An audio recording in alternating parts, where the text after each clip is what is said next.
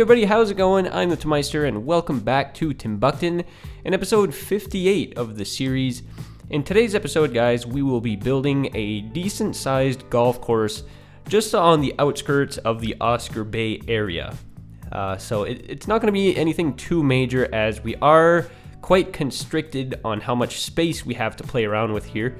But during the past, couple of months, I've been moving around the city and trying to figure out where I want to build things, and I figured a golf course would be quite appropriate in this area, as I couldn't really think of anything else to build.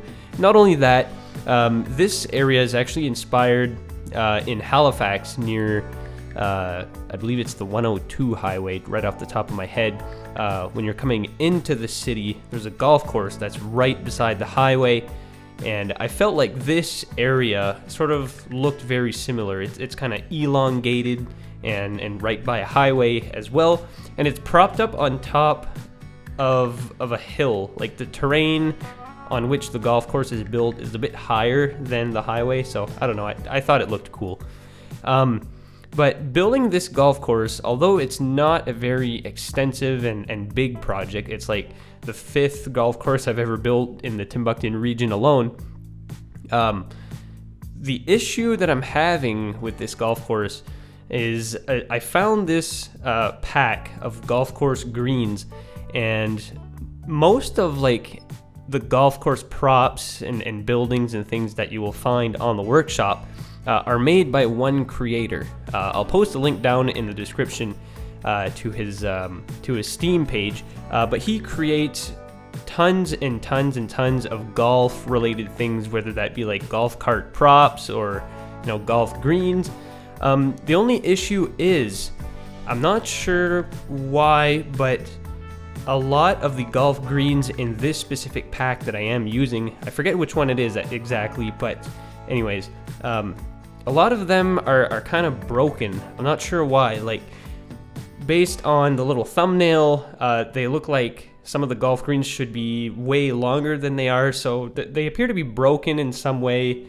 A lot of the golf greens sort of don't have like the little green area where, the goal post or I have no idea. Like, my golf knowledge is like near zero, guys. But anyways, a lot of the greens, for some reason, they didn't have like the green area where the hole is, and I don't know. So I had to give up on that specific pack and go with another older pack from that creator. I think it's older anyways. The only issue is, although these greens work very well, they're a bit larger, but at least they have all the pieces and all the right textures and stuff. The only issue is the textures are a lot less good.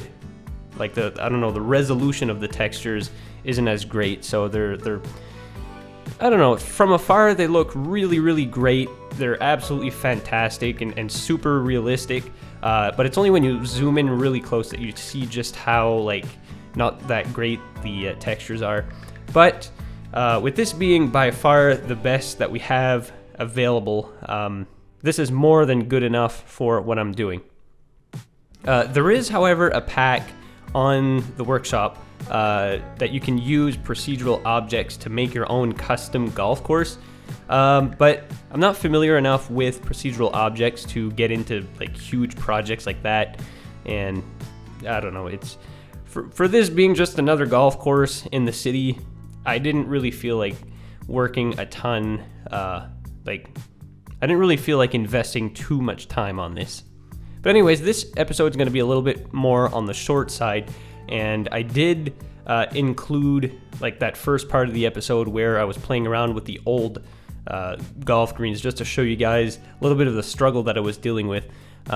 So anyway, I scrapped that, started all over with these golf greens, and the whole process was pretty easy. Astoundingly, golf courses are like one of the easiest things, like custom things that you can build in City Skylines. Like, you wouldn't think, because they're fairly large and I guess somewhat complex. Like, there's a lot of puzzle pieces that go into them, but I mean, like even for somebody who would just be starting out with mods, you'll see like a golf course is really not that complicated to get to look really nice. So with this one here, I'm just making a little area for the maintenance buildings, you know, where golf carts go to get repaired after they've been flipped over or driven off a cliff or in a lake. This is typically where they'll end up. And I forget who made this. Well, it's not supposed to be a clubhouse. I think it's some sort of like mountain resort. But our main clubhouse here, I found that it fit just so well here for this golf course. So with this being an urban golf course, of course, like space is a constraint, but of course we get the population density. So I figured that a large clubhouse would be appropriate for this kind of area. So we have like hotel rooms, I believe, restaurants. So it's not a small clubhouse by any means that you would find in your ordinary old country club in the middle of nowhere. So I just made it a little bit more major than what you would typically find. And in the center of the golf course right here, I decided to make a little pond. It's actually the first time that, like, I never typically play around with water that much in the game. So it's kind of new for me to make a little pond like that. And of course I'm going to texture it up a little later. But yeah, this episode is a little bit on the short side. I've been working on a couple of other City Skylines related projects. But since those have now taken off, I'm going to start investing a little bit more time in Timbukton and getting the ball rolling.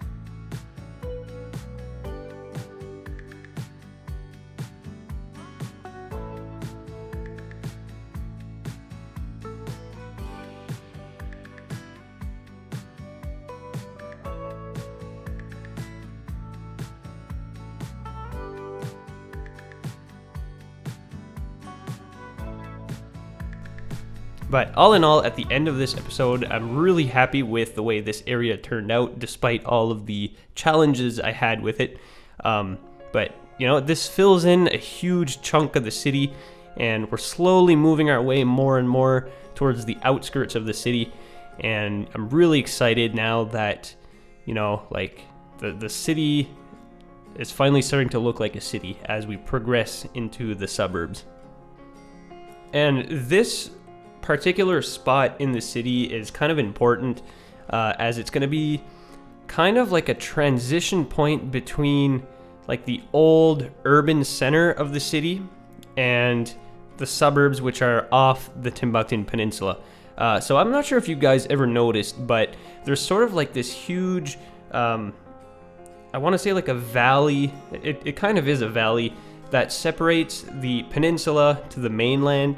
So I guess at one point, like millions of years ago, there may have been a river there that dried up. But anyways, there's like a huge valley that surrounds the entire peninsula and separates it from the mainland. And the valley is steep enough that for the most part, you need to take a bridge across it. There's a few places where instead of a bridge, I just made like a squiggly road that sort of winds itself through that little canyon. But what's going to happen is near this golf course on the bottom of the hill where you see like this little highway interchange here in that avenue, there's going to be a large park there spanning most of that little valley or canyon, whatever you want to call it. I guess a canyon might be more appropriate because it is quite steep. But anyways, most of that canyon is going to be filled in with a few buildings here and there, but it'll be mostly parkland. And I guess you could compare that to like a green belt, but that green belt or that canyon is is kind of going to be like the demarc point between the actual city of Timbukton and its outskirt suburb towns, I guess.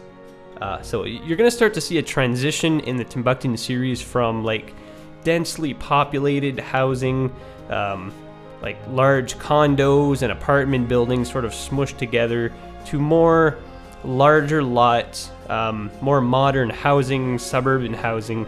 So it'll be a pretty interesting change. But for now, let's just focus on this golf course.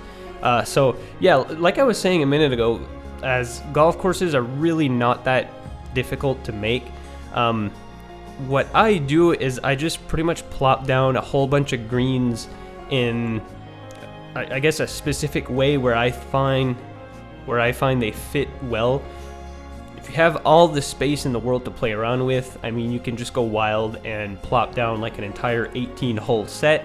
But in this case, because I was really constrained with space, I kind of had to figure out which greens I was able to place down and which I wasn't. So that made it a little bit more challenging. But even then, once you have your greens placed down just the way you want them, and I'd say that's probably the hardest part, once you have everything placed down, the only thing you have to do afterwards is place down trees and little roads and things like that. And I guess like how the golf course is going to end up looking at the end is based on your creativity, but there's like 3 steps that go into making a golf course, which I just went over. Like, you know, you place down your greens. Next up, I'd say, is your roads, like your little golf cart narrow paths or whatever. And the third step would be like your trees and bushes and stuff. So, like, if you follow those 3 steps, then you can really make nice golf courses, and with like very minimal mods. So at this point in the video, guys, the golf course is pretty much complete. As you can see, it wasn't really an extensive project, although looking from afar, you may think like, wow, a lot of work went into this, which is true. Like, I'm not gonna lie, it's not super easy, but it's not super difficult either.